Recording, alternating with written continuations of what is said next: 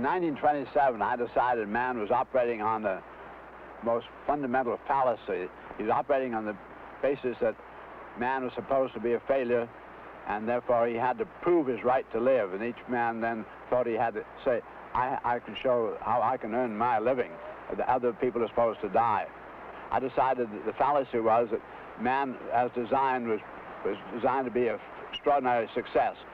His characteristics were just magnificent. And what would be necessary would really be to find out what were the great comprehensive patterns operating in the universe, how then the metaphysical man as mind could become the master of the physical.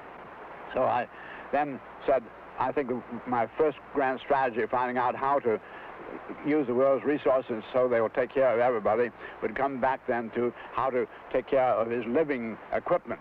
This brought me then to what I call the Dymaxion Tower House, the 4D Tower House. And it was a 10-deck building which was so light and so strong as finally engineered that it could be carried by the Graf Zeppelin, which was about to be built at that time, and was perfectly flyable economically to the North Pole where it could be anchored. I gave myself then the task of designing a building which would house an airplane maintenance crew, which we'd be able to install in remote places in the Arctic so that we'd have stepping stone flights to Europe. Once I'd proven this feasibility of flying a whole building 10-decker to North Pole, I then turned to the idea of the single family. So I developed what I call the single family Dymaxion house. Looks like a house hung in a pole simply because there's a wire wheel construction, has less weight, so I turned the wire wheel over on its side. The hub is now a mast. For a family of 5, had great space in it, good-sized bedrooms, each with a bath, a large living room, utility room, library, sun deck in the top, and hangar and garage down below. The whole thing came out then 3 tons. That is, I found a house equivalent to that kind of facility with all the accessories in it.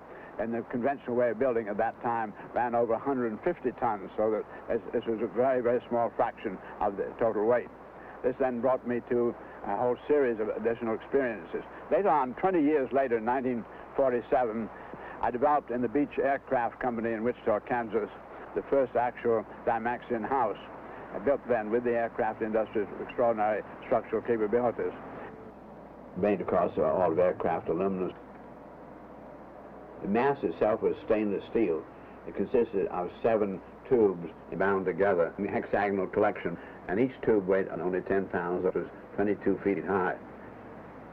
Top of it, you'll see the great ventilator. It's 18 feet in diameter, and it rotated as does a wind tee on an airport.